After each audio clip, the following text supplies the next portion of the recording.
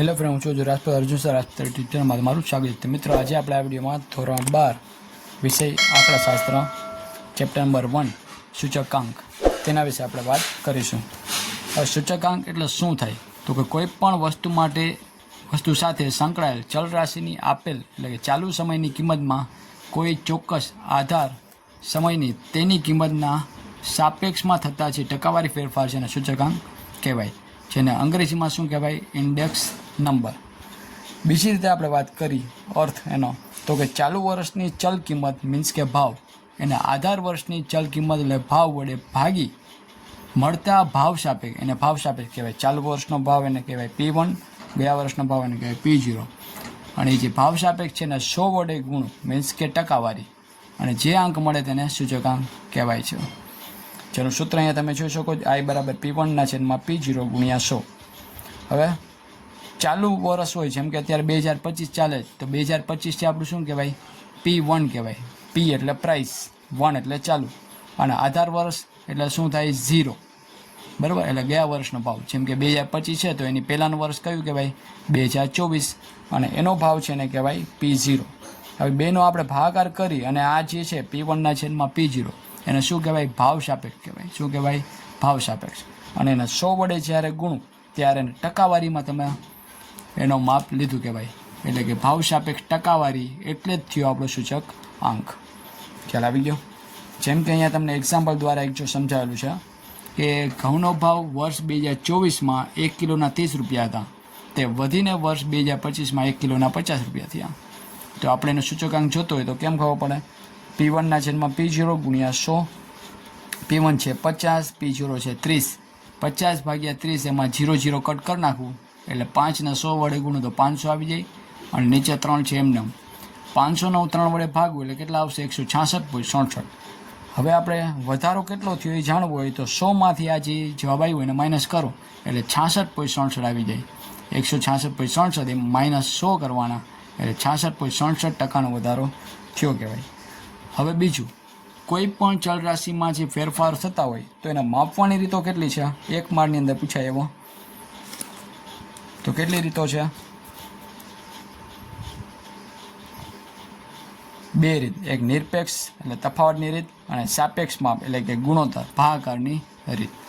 અને સૂચકાંકની વ્યાખ્યા જે છે એ પણ તમને 1 માર્કની અંદર પૂછાઈ શકે એવો છે, એટલે ખાસ કરી લેવું. અને મિત્રો, જો તમે યુટ્યુબ ચેનલમાં નવા છો તો અત્યારે યુટ્યુબ ચેનલ લાઇક કરો, શેર કરો, સબસ્ક્રાઈબ કરો, બાજુમાં બેલ આઇકન બટન પર ક્લિક કરવાનું ભૂલશો નહીં, જેથી કરી અને પછીના જ વિડીયો મૂકીને તમને નોટિફિકેશન મળતી રહે. હવે વાત કરીએ આપણે સૂચકાંકના લક્ષણો, જે 3 માર્કમાં આવી શકે અને 2 માર્કમાં પણ પૂછાઈ શકે. સૂચકાંકના લક્ષણો મોસ્ટ ટાઈમ બી છે. તો સૂચકાંક છે ને એ સાપેક્ષ માપ હોવાથી કેવું છે? એકમથી મુક્ત માપ છે. મુક્ત એટલે કેવું? સ્વતંત્ર, બરાબર? એકમથી મૂકે એટલે એકમ લગાડવો પડ્યો તો નથી. જેમ કે જો હમણાં આપણે ગોઈતું એમાં 166.67, પછી કાંઈ પાછળ મૂક્યું હતું? નહોતું મૂક્યું કાંઈ.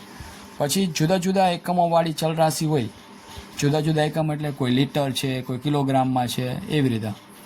તો એવી ચલ રાશિની કિંમતમાં થતા ફેરફારો સૂચકાંક દ્વારા સરખાવી શકાય છે.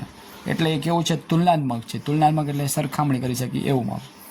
પછી ટકાવારી ફેરફાર દર્શાવતું એ સાપેક્ષ માપ છે. P1/P0 એને 100 વડે ગુણ્યા મીન્સ કે આપણે કેવું ટકાવારીમાં ફેરફાર કેટલો થયો એ આપણે જાણ્યું.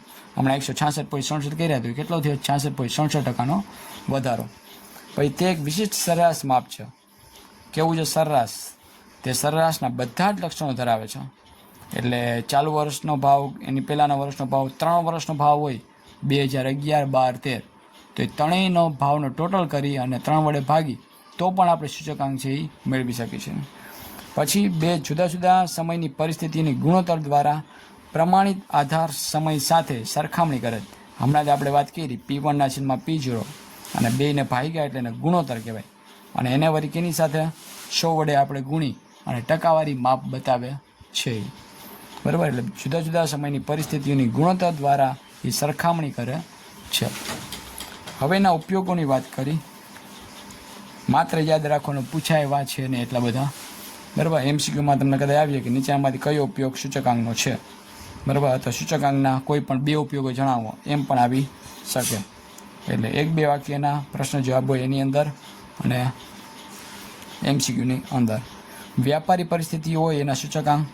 બરાબર, આપણે વેપારમાં શું પરિસ્થિતિને આવી છે, જેમ કે જો આપણે વાત કરી તો આ સૂચકાંક છે એ દેશના ધંધા અને વેપારની આર્થિક અને વ્યાપારી પ્રવૃત્તિના સામાન્ય પરિસ્થિતિનો અભ્યાસ કરવા માટે માર્ગદર્શન પૂરું પાડે. પછી બીજું છે જથ્થાબંધ ભાવનું સૂચકાંક. એ શું કરે તો કે આ સૂચકાંક છે ને એ સામાન્ય ભાવ સપાટીમાં જે ફેરફાર થતા હોય કે નીતિ વિષયક નિર્ણય લેવા હોય સરકાર, ઉત્પાદકો, વેપારીઓના, બરાબર, તો એ માટે ઉપયોગી છે. અર્થતંત્રમાં વસ્તુની માંગ કેટલી છે, પુરવઠો કેટલો, ભવિષ્યમાં જે વસ્તુના ભાવમાં વધઘટ થવાની છે એ કિંમતનું અનુમાન કરે અને અંદાજિત આંકડો લગાવી ભવિષ્યની જે યોજના આપણે બનાવવાની હોય તો એમાં પણ આ સૂચકાંક છે જથ્થાબંધ ભાવનો એ ઉપયોગી નીવડે છે.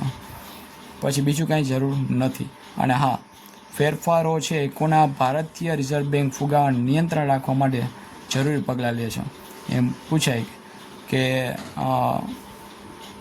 ભાવ સપાટીમાં જે ફેરફાર થાય, બરાબર, એ કોને તો કે ભારતીય રિઝર્વ બેંક છે એ ફુગાવાને નિયંત્રણ રાખવા જરૂરી પગલાં લે છે. ફુગાવાના નિયંત્રણમાં કોણ રાખે કે ભારતીય રિઝર્વ બેંક.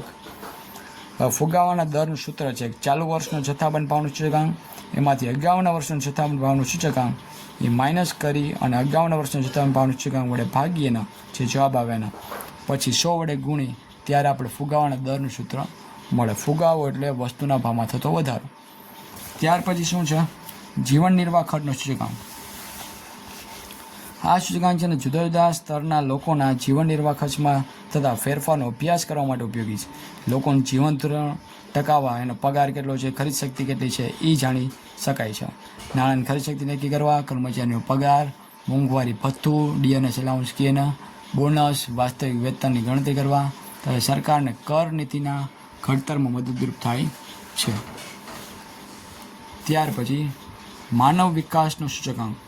આ સૂચકાંક છે માનવ વિકાસની કક્ષા કેવી, એનું જીવન ધોરણ કેવું, અપેક્ષિત આયુષ્ય, શિક્ષણનું સ્તર નક્કી કરવા ઉપયોગી છે અને તે પરથી માનવીય શક્તિઓના વિકાસ માટે એની જાણકારી મળે છે. રાષ્ટ્રીય આવકનું સૂચકાંક. આ સૂચકાંક છે દેશની આર્થિક પરિસ્થિતિનું મૂલ્યાંકન કરવામાં તેમજ સરકારને પંચવર્ષીય યોજનાના લક્ષ્યાંકો છે એ નક્કી કરવા માટે ઉપયોગી. દેશની રાષ્ટ્રીય આવકમાં થતા ફેરફારોનો અભ્યાસ કરી દેશની રાષ્ટ્રીય આવક કેટલી છે, ઉત્પાદન અને માથાદીઠ આવક વગેરે વધારવા માટેના સૂચનો પણ આ સૂચકાંકની મદદથી કરી શકાય છે. રાષ્ટ્રીય આવક, નેશનલ ઇન્કમ જે છે એ પણ દેશનું આર્થિક પરિસ્થિતિ કેવી છે એનું મૂલ્યાંકન કરે અને એ ગયા વર્ષની આવક હોય એની ચાલુ વર્ષની આવક સાથે કમ્પેર કરીને પછી આપણે નક્કી કરવાતું હોય છે કે રાષ્ટ્રીય આવક છે આપણી વધી, ઘટી કે દેશનો વિકાસ કયા સ્તર ઉપર છે આજે એ જાણી શકાય સૂચકાંકની મદદથી. પછી ઔદ્યોગિક ઉત્પાદનનો સૂચકાંક. આ સૂચકાંક છે જુદા જુદા સમયે ઔદ્યોગિક અને હુન્નર ક્ષેત્રના ઉત્પાદનમાં થતા હુન્નર એટલે કળા, કૌશલ્ય, બરાબર, આ ફેરફારના અભ્યાસ માટે ખૂબ જ ઉપયોગી છે. તેમાં દેશનો વિકાસ દર વધારવા, ઔદ્યોગિક અને વેપારી પ્રવૃત્તિનું આયોજન કરવા માટે આ સૂચકાંક છે એ ખૂબ જ મદદરૂપ થાય છે. પછી કૃષિ પેદાશ સૂચકાંક. આ સૂચકાંક છે કૃષિ પેદાશના ભાવમાં થતા ફેરફારોનો અભ્યાસ કરવા ઉપયોગી છે. આ સૂચકાંકના ઉપયોગથી સરકાર કૃષિ નીતિઓનું આયોજન કરી શકે તેમજ ખેડૂતો તેમના ઉત્પાદનના યોગ્ય ટેકારૂપ ભાવ મળી રહે તેવી નીતિ ઘડતરમાં પણ આ સૂચકાંક મદદરૂપ થાય છે. ત્યાર પછી આપણે જોઈએ તો કે આયાત નિકાસ સૂચકાંક એ શું છે. આ સૂચકાંક છે એ આયાત નિકાસ નીતિ, હુંડિયામણ દર, વિદેશી હુંડિયામણની જરૂરિયાત કેટલી છે, માલ પર જકાતના દર નક્કી કરવા માટે જરૂરી સૂચનો કરવા માટે પણ ઉપયોગી છે. જકાત કેટલી રાખવી, આજ બંદર ઉપર માલ સામાન આવે ત્યારે ટેક્સ દેવો પડે, જકાત દેવી પડે, તો એ જકાતનો દર કેટલો રાખવો એ સૂચકાંક દ્વારા જાણી શકાય છે. ધંધા રોજગાર માટેનું સૂચકાંક. આ સૂચકાંક છે એ દેશમાં પ્રવર્તતી એટલે હાલમાં રોજગારી કેટલી, બેરોજગારી કેટલી એના વિશેનો ખ્યાલ આપે અને તે પરથી બેરોજગારીના પ્રશ્નો જાણી અને માનવ શક્તિનું આયોજન કરી શકાય. એટલે ભવિષ્યમાં એ વ્યક્તિ કેટલું કામ કરી શકે, એની કેપેસિટી કેટલી છે, પછી એનો પગાર ધોરણ કેટલું રાખવું એ પણ આપણે સૂચકાંક દ્વારા જાણી શકીએ છીએ. મૂડીરોકાણનું સૂચકાંક. આ સૂચકાંક છે શેર, સ્ટોક, ડિબેન્ચર, સરકારી જામીનગીરીઓ વગેરેના ભાવમાં થતી વધઘટ અને મૂડીરોકાણની ગતિશીલતાનો અભ્યાસ થઈ શકે છે. કે નવી કંપની સ્થપાઈ છે તો આજે એની મૂડી કેટલી રાખવી, શેર સ્ટોકમાં શેર કેટલા બહાર પાડવા, પછી ડિબેન્ચર એટલે કે ઓછીની મૂડી, સરકારી જામીનગીરીઓ છે, આ બધાનો ભાવ કેટલો રાખવો એ નક્કી કરી શકાય છે. તેમજ શેર સ્ટોકના ભાવનું વલણ અનુમાન કરી શકાય. શેર બજારમાં શેરનો ભાવ કેટલો વધ્યો, કેટલો ઘટ્યો અને કેટલો વધશે હવે, તો એ આપણે મૂડી કેટલી જ પડી છે આપણી પાસે, બરાબર, એના દ્વારા આપણે નક્કી થતું હોય છે. અને બીજું સૂચકાંક દ્વારા કાચા માલનો સૂચકાંક. આ સૂચકાંક છે વેપારી, ઉદ્યોગપતિઓ, અર્થશાસ્ત્રીઓ વગેરેના ઉત્પાદન વેચાણ નીતિઓમાં જરૂરી માર્ગદર્શન પૂરું પાડે છે. જેમ બેરોમીટર હવામાન, હવાનું દબાણ, વાવાઝોડું, વરસાદની આગાહી કરવા માટે ઉપયોગી છે, તેમ સૂચકાંક છે ને એ શું છે તો કે દેશની સમગ્ર આર્થિક પ્રવૃત્તિ, વેપારી હોય, સામાજિક હોય, બધી જ પ્રવૃત્તિઓને માપવાનું અને તેનો તુલનાત્મક એટલે કે ગયા વર્ષની ચાલુ વર્ષ સાથે સરખામણી કરી આપવાનું એક આવશ્યક સાધન છે. એટલે જ સૂચકાંકને દેશના અર્થતંત્રનું બેરોમીટર કહે છે. આ 2 માર્કની અંદર પૂછાઈ શકે એટલે આટલું લખવાનું તમારે 2 માર્કમાં કહે ત્યારે. ખ્યાલ આવી ગયો? તો મિત્રો હવે આના પછીના વિડીયોમાં આપણે દાખલા ઉદાહરણ નંબર 1